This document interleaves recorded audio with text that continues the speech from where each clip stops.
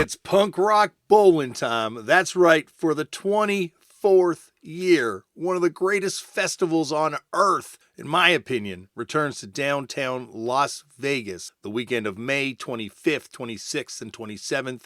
I have had some of my greatest times playing this thing and just hanging out at this thing. You want to know how much this festival speaks to Turned Out a Punk's mindset? The headliners are Devo, Descendants, and Madness. Every day of this festival, the lineup is stacked with amazing bands of all types and stripes of punk and hardcore from all different eras, from ska to post-hardcore.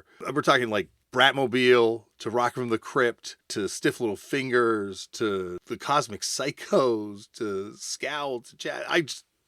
And then there's also all these late night after shows which are happening. And you wouldn't believe the lineup of these things, from the Zeros to Agnostic Front and everything in between. This festival is out of control for fans of punk. So I hope I will see you there, because this isn't like some sort of festival that you just go to and the bands are secluded in some sort of backstage area. Bands and fans and just punks alike are all just taking over downtown Las Vegas. So you turn around and all of a sudden you're gambling beside John Doe from X. I don't know if John Doe gambles, but if you turn around on the buffet line, you'll probably see me. And you better believe we're going to be talking about punk music. And because this festival loves this podcast as much as this podcast loves this festival, Punk Rock Bowling is bringing you a series of special episodes. So each and every week, I will have an episode going up featuring someone that's playing this festival. And hot damn, are there some good ones coming. Head over to punkrockbowling.com and hopefully I see you in downtown Las Vegas, May 25th, 26th, and 27th. Hello, everyone, and welcome to another edition of Turned Out a Punk Classics, a show where we take old episodes of Turned Out a Punk that have been lost from the internet and return them to their previous glory by sticking them back on the feed.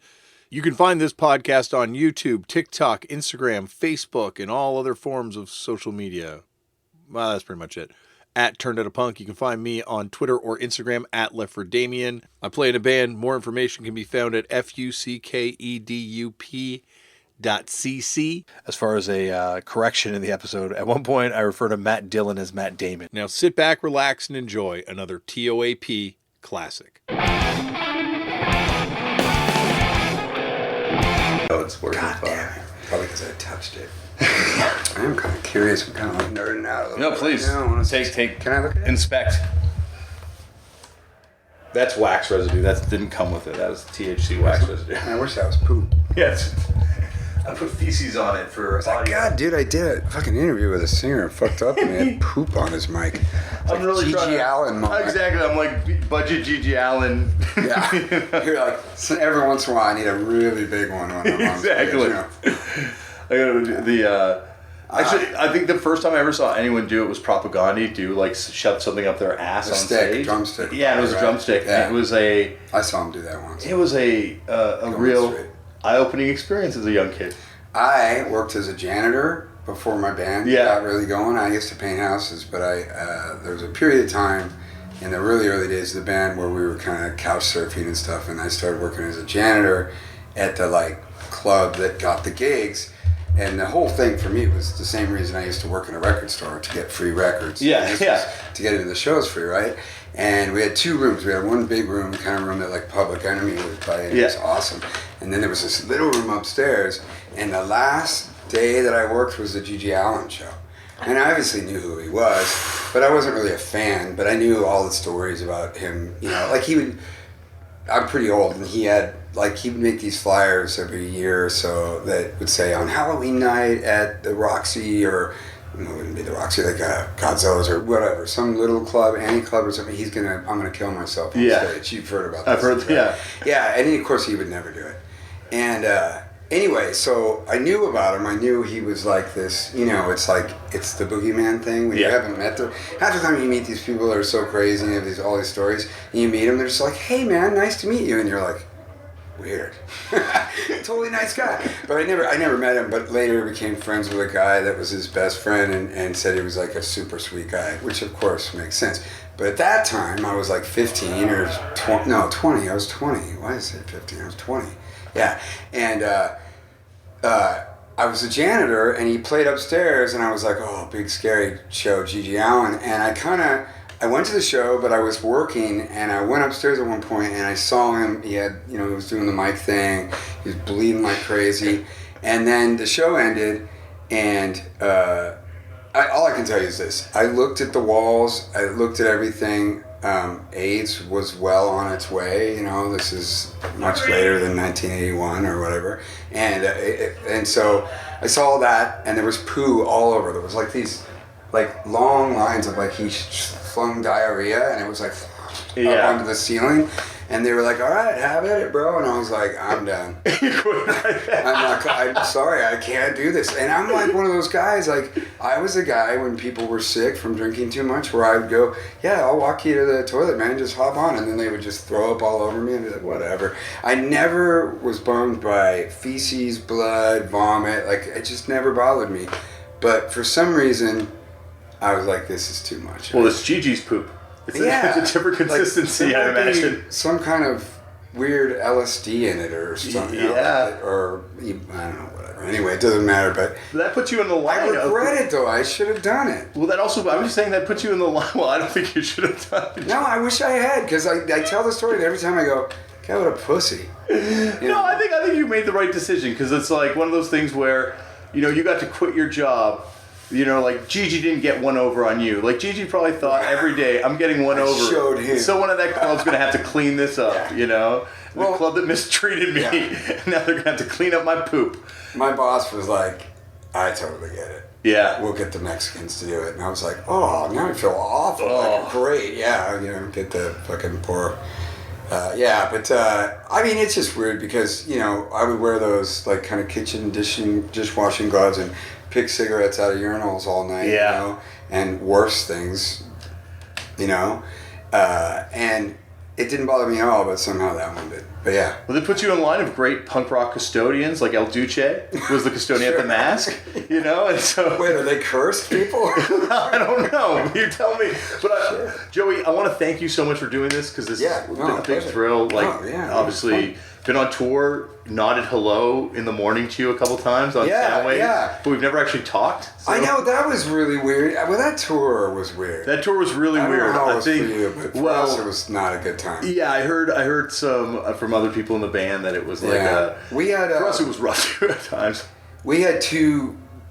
Well, it was not a good time. No. So I'll leave it at that. No, it's not interesting to people listening. No, exactly. We don't have to get into that. Yeah. But I want to start off. Also, we did Fun Fest. Yeah, I was going to say, we played a lot. And we were right before you guys, right on the whole stage. And I watched you guys, and it was awesome. Well, that's so good. And that was the first time I had seen you guys. So I just was like, wow, this band is a killer. First time I saw you was with Screw 32 at the Alma Combo up the street here. But I want to start. This is not about me, though I will, unfortunately, as Melanie knows, insert myself. I'm going to make this about you.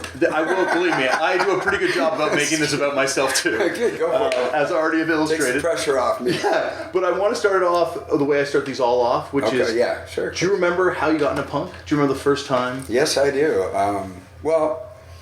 Obviously it's always a little bit... Yeah, well, the first time you heard it, or even... I had... The first time I consider hearing punk rock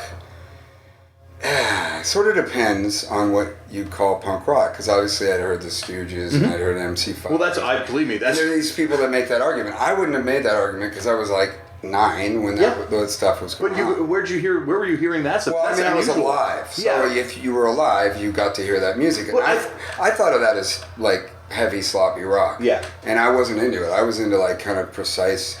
I liked Black Sabbath and Led Zeppelin and things like that, and I don't know, and Kiss. Okay. I was I don't know how young, but probably 8 years old or something. But the first thing, the records that I started thinking of as punk was first time I heard the Ramones, first time I heard Nevermind the Bullocks, the Pistols and those records you didn't.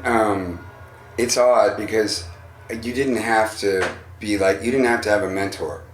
So the reason I'm bringing all this up is that I don't draw the line to the first time I heard punk rock when I heard a band that is considered a seminal punk rock band, because the Ramones had a song on the radio. You know, the Pistols were this big deal that had made all this trouble in England. And I mean, they were kind of mainstream immediately, you know, in a way that, you know, my mom, if I went, yeah, or she'd go, oh, the Sex Pistols, I've heard about, you know.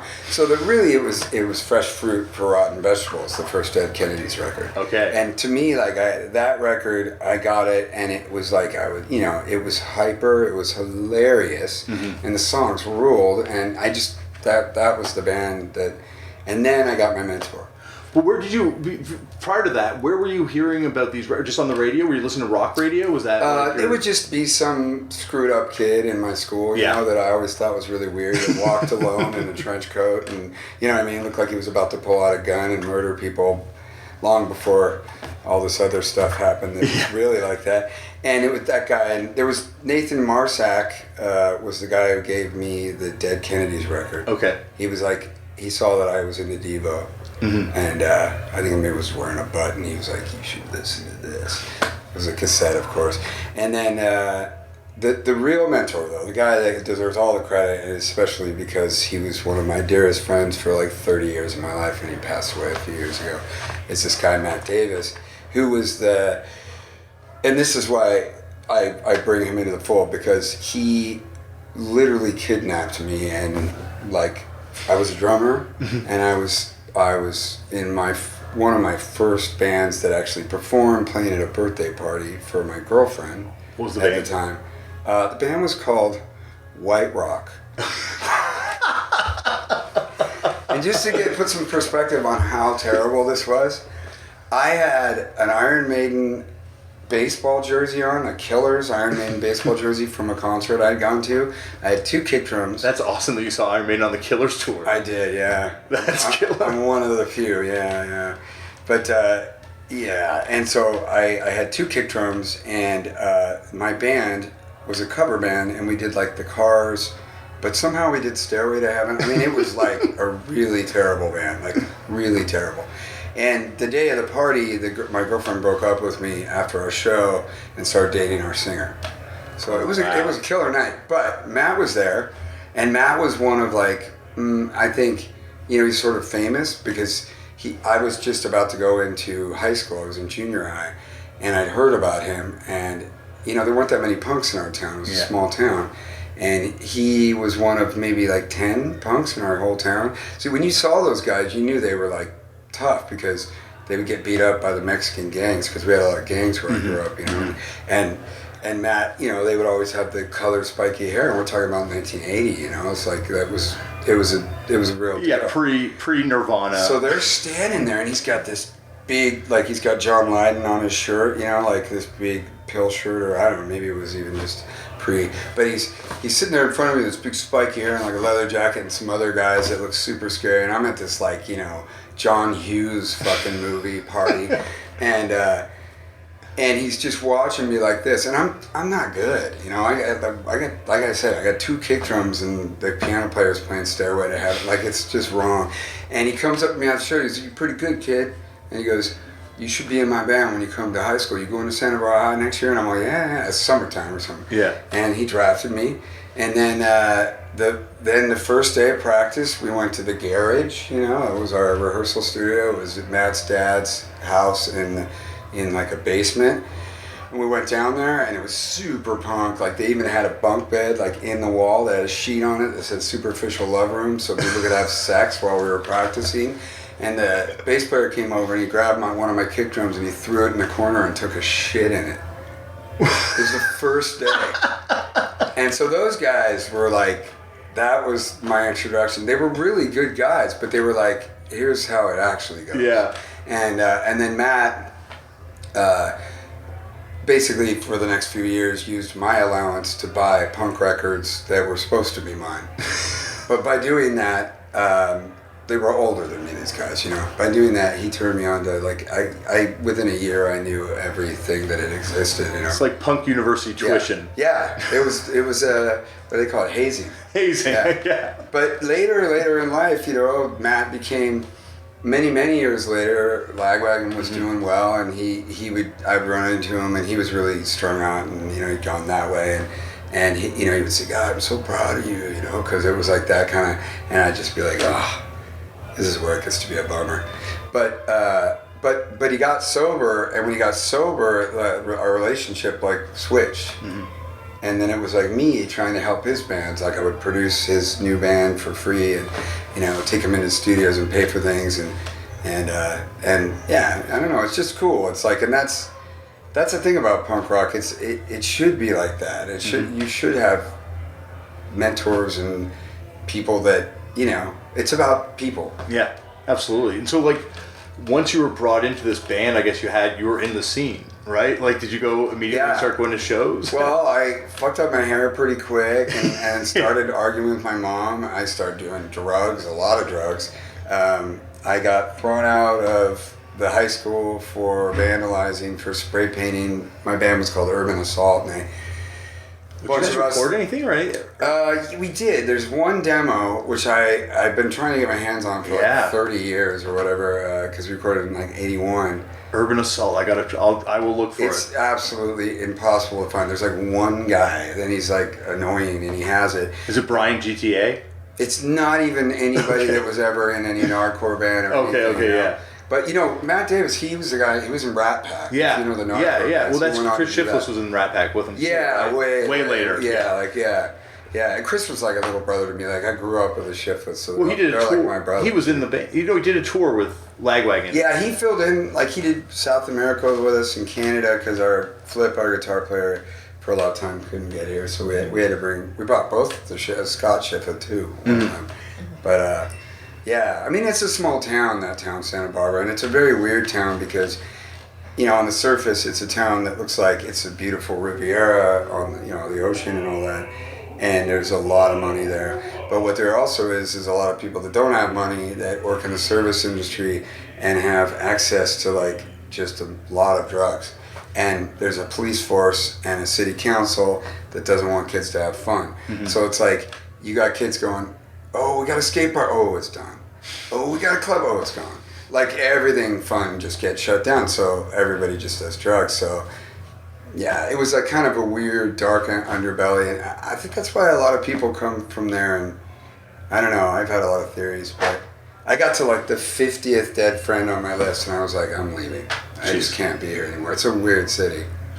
Yeah, I guess that the West Coast of America has this like idealized vision, picturesque thing to people like around the world. Yeah. But you go there and there's like drugs. Especially in punk and hardcore, a lot of violence, a lot of.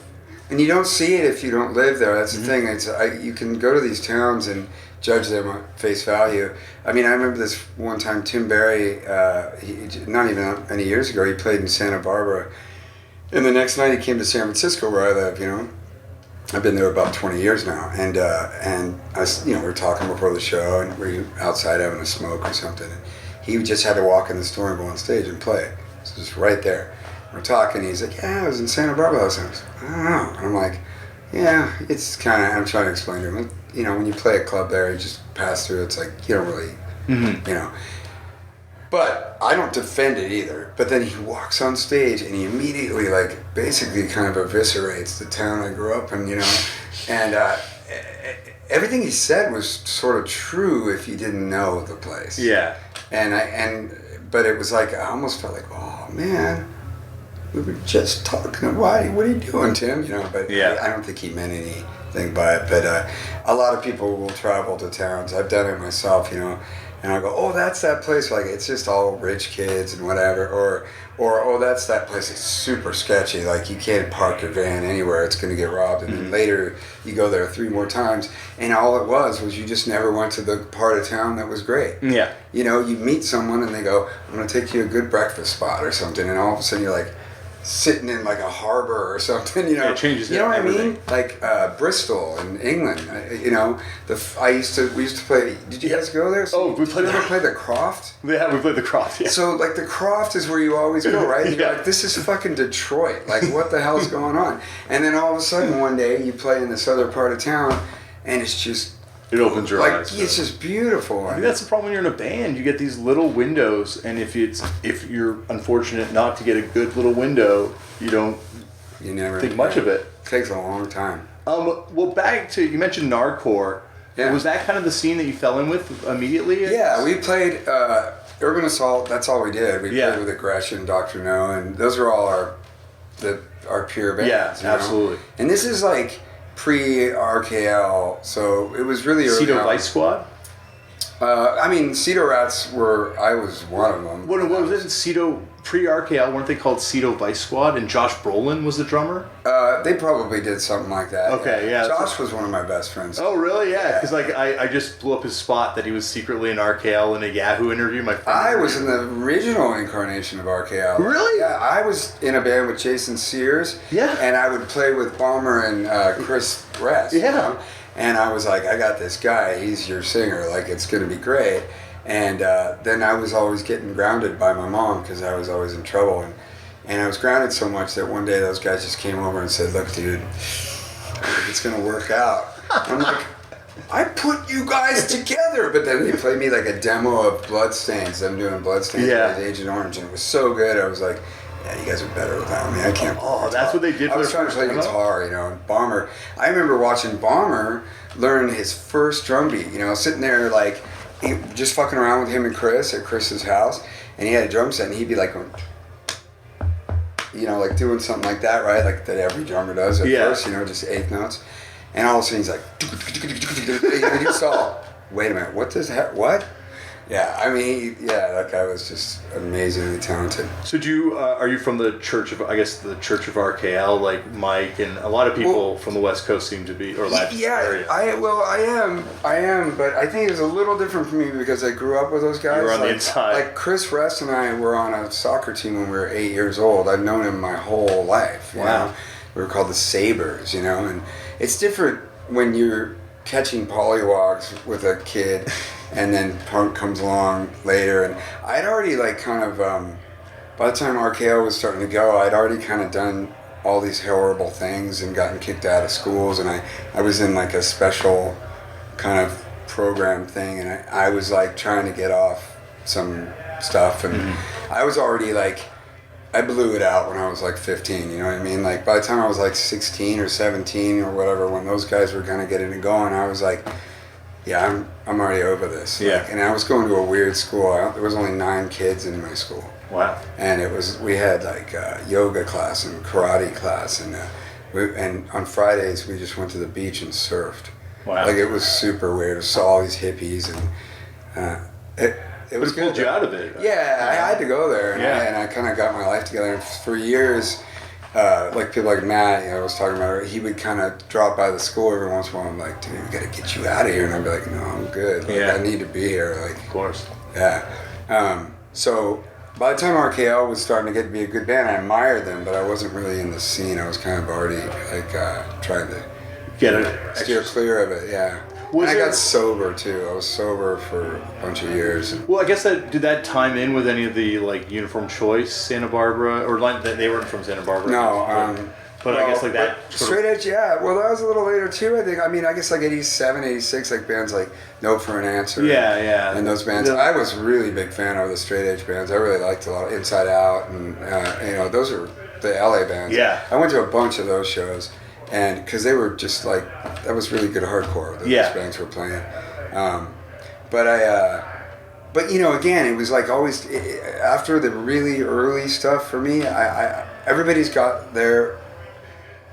a thing they call punk rock. And most of the people I meet, they talk about my band's early records, and I you know, because they're at my show, so they're saying, yeah, man, it was like in the early years of punk, and I'm always like, God, I'm so old, like, that was like a last-ditch effort.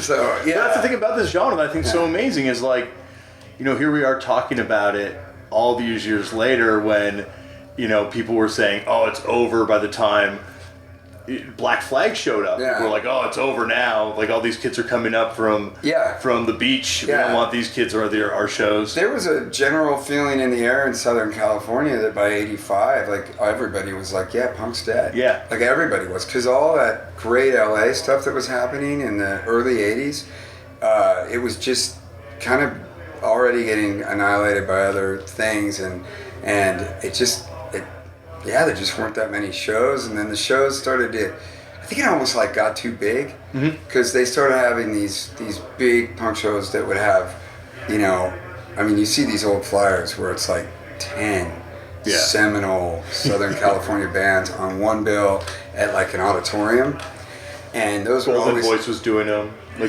big shows, and they would be these. Yeah, exactly, and those shows would like never go all the way through because sooner or later there'd be a fire and cars getting turned over, or the cops would show. You know, these famous stories. I didn't really go to any of those because by then I was kind of in a convent at that point.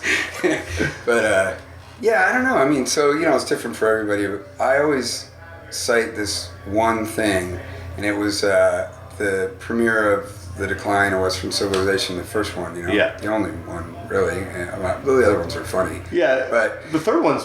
Third one's like but it was like anti-flag, or the anti-club era, like and they kind of, I mean, I was like super excited when that came out, but I don't think Penelope Spheres really knew about that scene because it was like it wasn't right, it was incorrect, like you know what I mean, like you know about a scene and then you see the movie and go, almost, you know, you kind of.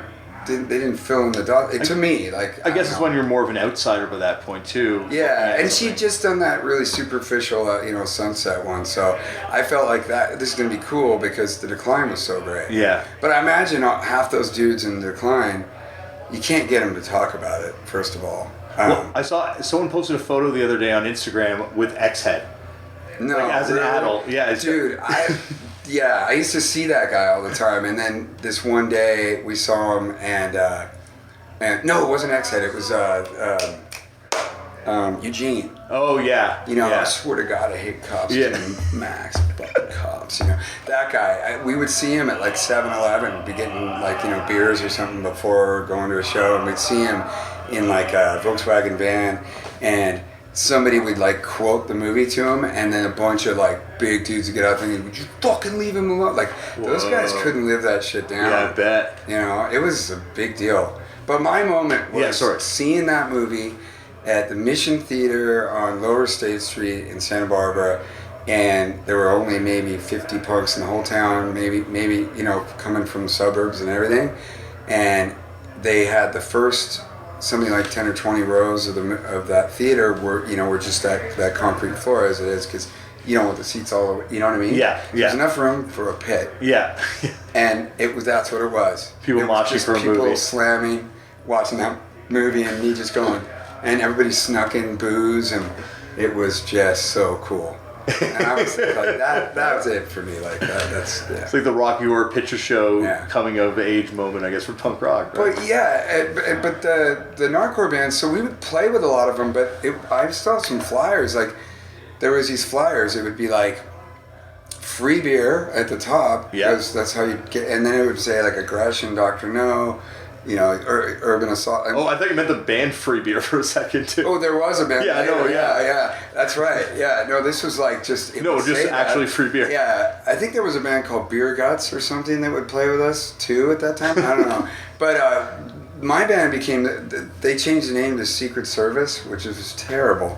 And yeah, really, really poor lapse in judgment there. But I had no say in anything, so I was just this little kid they'd kick around. But I have a flyer with us like headlining and Dr. No and Aggression opening. Oh, that's awesome. And I'm just like, how did that happen? Because we were fucking terrible. Like, I mean, we were really bad. I finally heard the tape not too long ago, and I heard it and I was like, I'm good. If I get this to anybody, it'll end up out there, and it's sort of more like about Matt. Like, I don't think anybody should hear how terrible. When we had songs like, the lyrics were bad. We had a song called About Pigs, and my drum beat in the song was just hitting the snare and the tom, and then a floor tom and the snare. That was with a kick, and I go dap it, for the whole song. That sounds really innovative and interesting. And then, well, I was like all I could do. But it sounds actually kind of cool. Like, it's like stripped down. I mean, it could have been selling cool me on if this anybody demo. could tune their guitars, or But, you know, we of course had a song called Ronald Reagan. I don't know. I gotta hear this now. This is like this becomes something that... Yeah. I think this needs to be out there. Yeah, more so than the later like crossover years when I started getting into bands that sound like DRI and stuff, and those things have gotten out in the world, and I guess that's far more embarrassing. Yeah. Well, I don't think it's embarrassing because it's like, you know, it was like you were into all that stuff simultaneously. You're but I'm Killers and embarrassed Diva. by records I put out now. I'm weird. Like, yeah. Every time I put something out, I'm like, oh God, shouldn't I just keep this for myself? Well, that's hard, right? Like, yeah, I just don't. I don't know. Bare your soul. Not sure I was really built for that. I think I probably should have painted. I kind of think that too. I think I should have gotten a trade. I should have learned how to be a plumber or a carpenter. I tried really hard, but I wasn't good at anything. G.G. Allen pooed on the floor and you couldn't do that. So you're like, I got only one option. I got one option. It's true. So what was, to go way back when, what was the first show you went to? Do you remember? Yeah. My first show was X at the Starwood. And I remember it because I got taken there by some older guys. I was grounded. Like I said, I was always grounded. I mean, in a year, I was not allowed to go out of my house besides school, probably 8 months a year. Like, that's how, my house was like really militant. Yeah. And I was always on the verge of being sent to military school by my parents. Legitimately. Yeah, in Maine kind of thing. Like, you're going.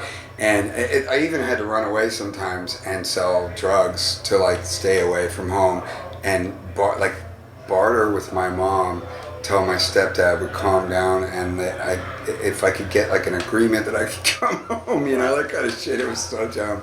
But yeah, I'm getting off. Sorry, I just keep doing it. No, that's also tells a story too. But yeah, what were we talking about though? I just had a brain fart.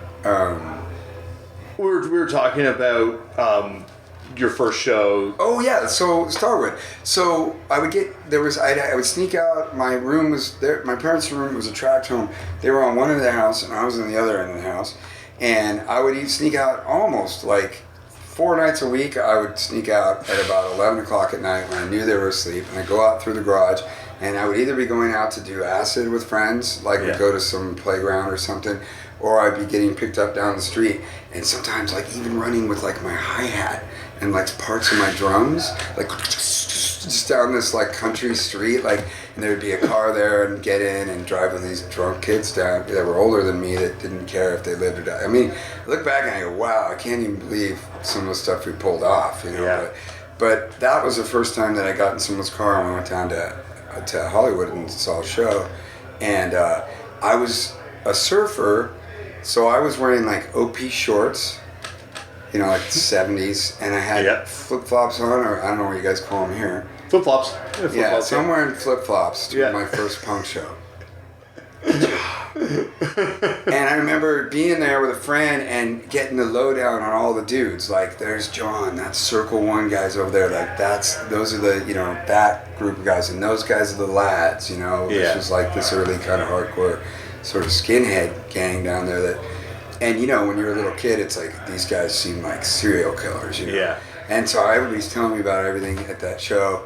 Some of those people are legitimately terrifying, though. Yeah, most of them are dead. Yeah, a lot of them. Yeah, or in prison or whatever. Yeah. I don't know. But then a lot of them like grow up and you meet them years later. Like, I mean, there was one of the most notorious guys became like a model or something.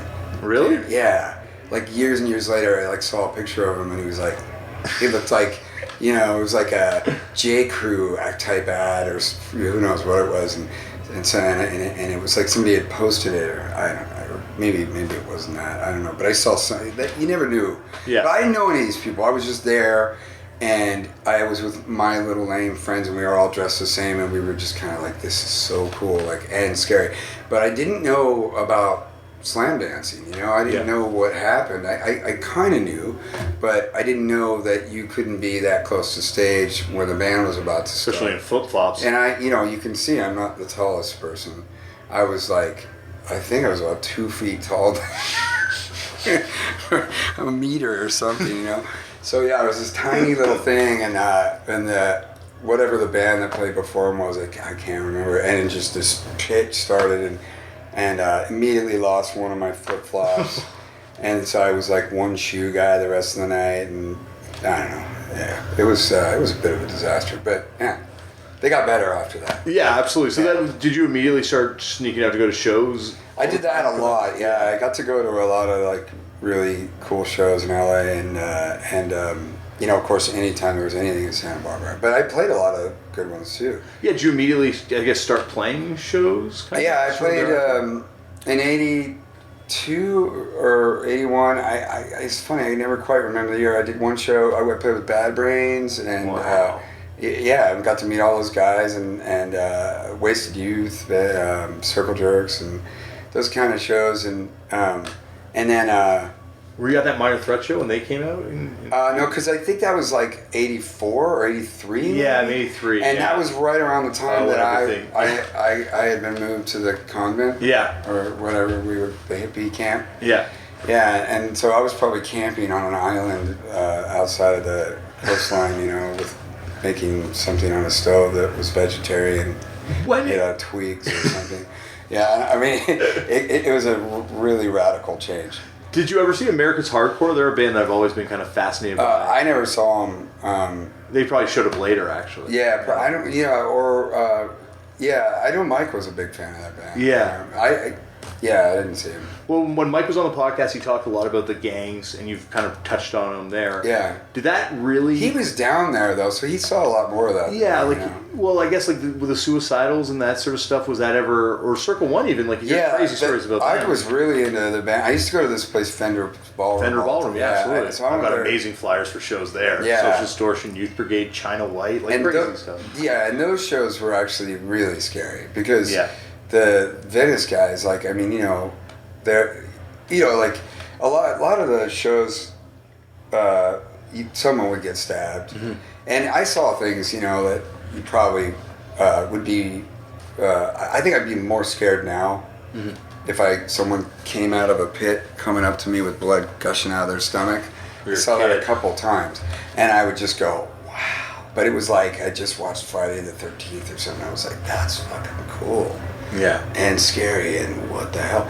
But now I'd probably be like, this isn't okay. Like, you know, I'd get really, you know, I don't know. It's weird to think about that. But I think it was like one time I went in the pit when, like, it was one of those Venice bands. It's probably XL or what was the one that was... No Mercy? Could have been No Mercy. One of the obvious ones. Yeah. And I was like, Beowulf, that's who it was. It was Beowulf. Yeah. Good job. Beowulf. Nice job, man. I'm a nerd. I was sitting there thinking it's like a novel, and... No, I'm a nerd. I can picture the LP cover in my collection right now. I was doing the Mental of the Suicidal label in my head. Yeah, the cover's great. So yeah, I think they were playing, and I decided, like, I'm tough enough, I can go in one of these I'm getting in there, and I just got that crap beat out of me, and... Yeah. Was it actually just like people beating people up at that point? Kind of, it seemed like it to me. I mean, those were really violent pits at the Fender's Ballroom. They were really crazy. Mm-hmm. So, at what point do you kind of, like, I guess it all come to a head? Obviously, you've got some issues going with substances at this point, and what year is that approximately when you go to the commune? It's hard to remember because I also got sick, and I had this... That's a long story. Yeah, you don't have to go... I missed like a year of school over all this stuff, so I guess that was when I was in probably about, like, I missed 10th grade, basically. So during that time, this whole thing happened. And basically, it really was expulsion from the high school because I was so drunk, and we spray painted our, you know, logo, and all the punks, like, hit up the high school because we had played this party. I think Aggression played at this too, but it was just like a party at our bass player's house. Wow. Who, this guy Vince Peppers, who later became a bass player in RKL and Keep Laughing. You know. Oh yeah. So Vince was in Urban Assault. Wow. And he's the guy I think who pooped in my kick drum actually. But we were playing at his house. Well, you don't like RKL as much as Mike. No, I love RKL. No, I know. You're a better man than I, because if someone pooped in my kick drum, I have a hard time listening to the records, no matter how good they were. You know, I was like, this guy's black. I've never seen a black person before. It's almost true, man. Yeah. Santa Barbara was... I actually grew up in a town called Camarillo, and it was far more like, you know, racially very... but Santa Barbara was really like...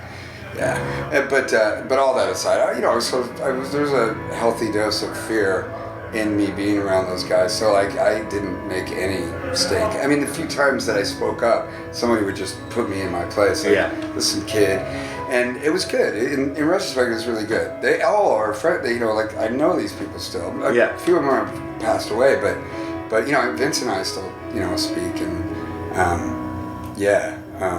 more recently because one of the other guys that we knew forever and ever he's just gone to prison, and we've just been talking a lot lately about that because it's so fucked up.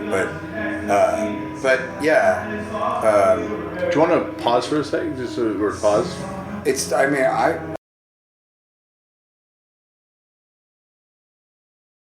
Yeah. It's not even a part of it anymore. It's just make a good record so that the word of mouth is go to the show. Yeah. Well, I guess it's like I remember. And it's fun to make them.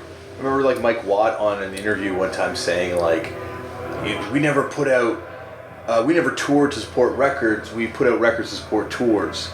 When he was talking about the Minutemen, and it's like, well maybe it's back to that. That's it. But for everyone, that's a good conversation actually, because I think it's something I've said a lot. I like most of the repercussions of the way things have gone. I think are actually positive things. It sort of weeded out some of the, I don't want to say imposters, that's too strong, but people that are doing it for the wrong reason. I think you really have to love what you do to be in this game now. I mean, if it's what you love and you're passionate about it, you're going to do it, because it's not so much about any kind of stakes. Yeah. It's pretty impossible to have monetary success now in anywhere in our industry. Is Joey here? That's me.